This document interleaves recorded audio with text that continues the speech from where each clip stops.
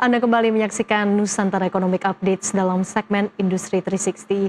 Bu Anggia, kita lanjutkan kembali. Tadi sempat membahas terkait ekspansi ke negara-negara lain. Ini kan juga menarik kalau kita lihat kan setiap negara tentunya memiliki regulasi yang berbeda. Betul. Seperti apa mungkin dari transisinya, dari adaptasinya untuk Transtrek dalam proses ekspansi ke negara-negara tersebut? Transtrek punya strategi untuk unified product. Jadi dalam pengertian bahwa produk yang dibangun di Indonesia juga bisa diimplementasikan di negara lain, tapi memang customize dari sisi needs-nya karena harus disesuaikan dengan kebutuhan lokal market. Contohnya ketika kami masuk ke Malaysia, di Indonesia yang paling banyak diserap produknya adalah terkait dengan fleet management system, driver management system, terkait dengan safety dan efisiensi. Tapi di Malaysia kami masuk justru melalui halal logistik. Halal logistik. Ya, betul. Jadi kami mengembangkan software tanpa ada keterlibatan dari alat IoT. Nah, karena ini memang ada kebutuhan di local market terkait dengan traceability untuk produk-produk yang halal di Malaysia. Nah, kemudian ketika kami masuk ke market yang lain, ini kami biasanya juga menyesuaikan dengan kebutuhan yang ada di lokal, dan yang tadi seperti saya sebutkan biasanya kami memang masuk awalnya melalui partnership sehingga kami bisa lebih tahu kebutuhan lokal market itu sebetulnya apa.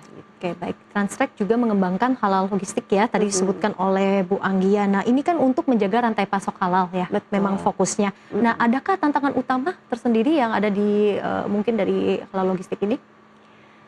Kalau di Malaysia memang mereka sudah memiliki aturan halal logistik sejak 2019. Jadi aturan mereka secara resmi dari pemerintah, SOP secara detail itu ada. Nah, halal logistik platform ini berbeda dengan sertifikasi halal. Yang biasanya memang mengatur kepada ingredient. Kemudian kalau terkait dengan daging adalah cara potongnya, cara prosesnya. Sedangkan halal logistik platform ini adalah memberikan traceability terhadap produk yang sudah sertifikasi halal untuk secara logistik supply chain-nya tidak tercampur dengan produk yang non halal. Jadi sebetulnya teknologi ini melengkapi aturan yang sudah ada di pemerintah Malaysia sejak 2019.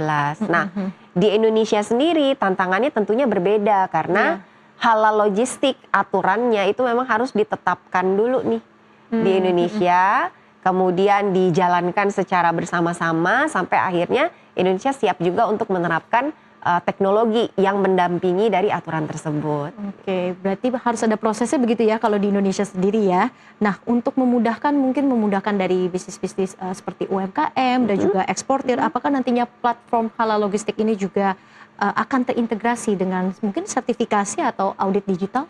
Harusnya begitu. Harusnya begitu. Karena kalau di Indonesia memang kami belum bisa cerita banyak ya, karena memang belum dimulai. Tapi kalau di Malaysia memang kami integrasi dengan data dari Jakim. Jakim ini seperti MUI-nya lah di Indonesia yang memang memiliki mengeluarkan sertifikat untuk produk-produk halal. Nah, kami terintegrasi dengan sistemnya dari Jakim dan juga di sana ada halal HDC ya, Halal Development Corporation. Jadi tentunya ini harus terintegrasi dengan platform lain. Oke, mungkin kita bergeser ke salah satu sektor lain ya. Tadi kan juga banyak membahas terkait dengan sektor mining. Ini kan juga cukup sensitif juga ya dengan efisiensi sebenarnya kalau kita lihat memang. Nah, untuk di sektor mining sendiri adakah tantangan terbesar yang juga dialami dalam implementasi teknologi seperti ini? Tantangan terbesarnya yang pertama adalah di driver biasanya. Karena biasanya mereka bebas untuk melakukan apapun di dalam kendaraan, kali ini kan dipantau. Jadi biasanya kalau di mining ini kami punya produk yang namanya DMS, Driver Management System. Jadi kami menempatkan kamera yang fungsinya adalah mendeteksi behavior dari driver. Dan ketika melanggar aturan yang memang sudah ada di perusahaan mining, maka akan timbul alert. Nah, ini ada laporannya dan biasanya jadi dasar untuk tindak lanjut reward dan punishment ya terhadap driver. Jadi biasanya challenge-nya dari driver, entah kadang-kadang kameranya seperti ditutupi gitu ya. Kemudian arahnya kadang harus dialihkan. Nah, Transtrek sendiri juga sudah punya pengalaman untuk mengatasi hal-hal seperti itu di lapangan gitu ya. Tapi So far sih customer mining kami ini drivernya juga lama-lama akhirnya bisa adaptasi dengan itu dan tentunya menyadari bahwa ketika terjadi kecelakaan yang rugi juga mereka gitu ya. Dan perusahaan tambang ini juga sudah terbuka sekali untuk terkait dengan HSE ya, bagaimana ini bisa tetap terjaga dengan penggunaan teknologi. Berarti dari sisi safety dan juga integrity ya, bisa dikatakan seperti itu ya Bu Anggia. Nah, untuk kebutuhan sektor mining ini ke depannya apakah Transtrek juga akan menyiapkan modul baru mungkin berbasis AI dan juga predictive analysis? Ya, jadi memang kami saat ini masih terus mengembangkan produk Transtrek untuk melengkapi produk yang sudah ada di pasaran. Dan apalagi ada beberapa perusahaan mining tertentu yang juga mereka punya kebutuhan yang berbeda nih. Jadi tingkat kedalaman dari penggunaan teknologi ini ternyata lebih dibanding dengan perusahaan lain. Nah, kami terus berinovasi untuk melakukan hal tersebut. Karena itu Transtrek ada di Australia sebetulnya adalah bukan fokus pada komersial, tapi fokus kepada R&D. R&D. Iya, jadi Transtrek bekerja sama dengan satu universitas di Australia untuk melakukan R&D. Karena di Australia sendiri untuk penerapan contoh ya kayak over dimension, overload itu sudah dilakukan sejak 30 tahun yang lalu.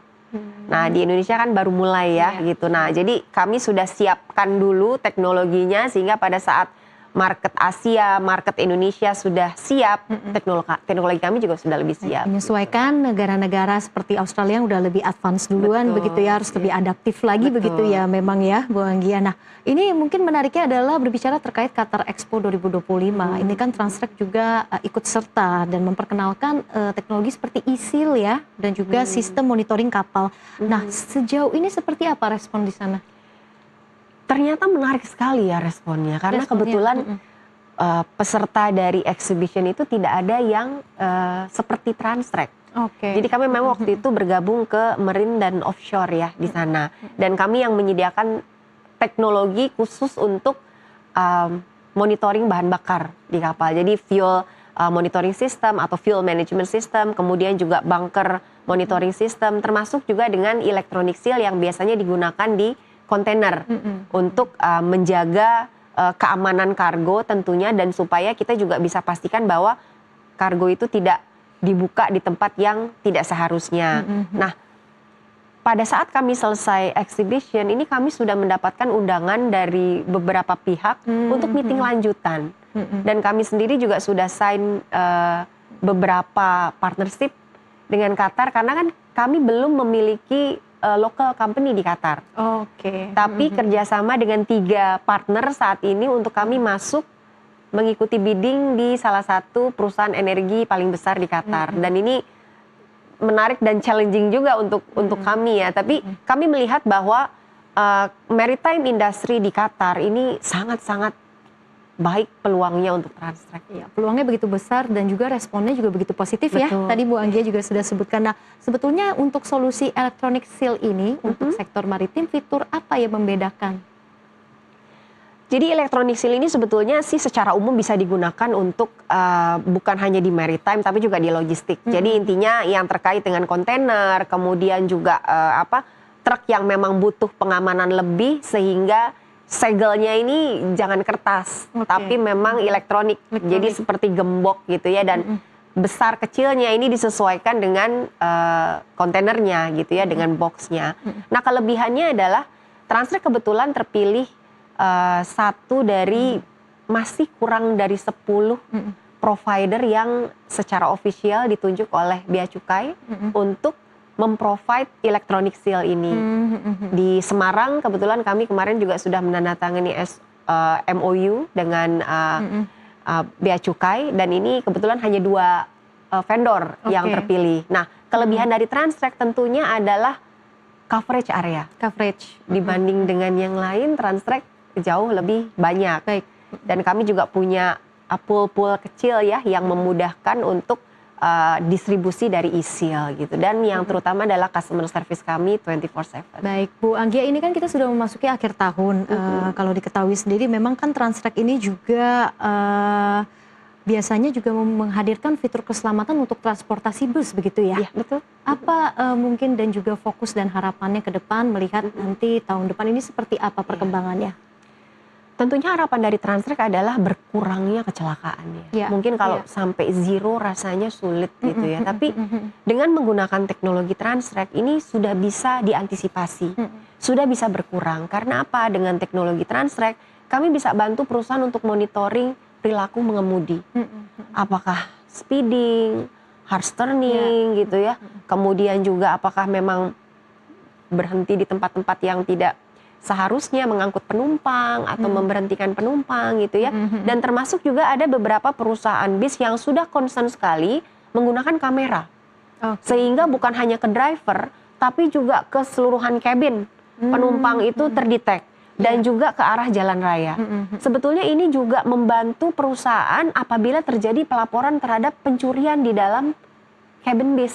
Entah barangnya hilang dan lain-lain, ada komplain gitu ya. Nah itu bisa dicek kan dari historinya kamera gitu. Jadi ya tentunya itu yang diharapkan oleh Transtrek untuk meminimalisir segala kerugian yang terjadi ya, baik material maupun jiwa. Memaksimalkan keselamatan dan juga meminimalisir tadi angka kecelakaan ya, karena kita tahu memang di akhir tahun ini biasanya mobilitas juga meningkat begitu ya Bu Anggia. Terima kasih sekali lagi Bu Anggia, Mrs. Sari, founder dan CEO Transtrek sudah berbagi bersama kami, berdiskusi bagaimana potensi digitalisasi untuk sektor logistik dan juga transportasi di Nusantara Economic Updates pada siang ini. Sehat dan sukses selalu Bu Anggia. Sama-sama Mbak Ellen. Terima kasih. Juga.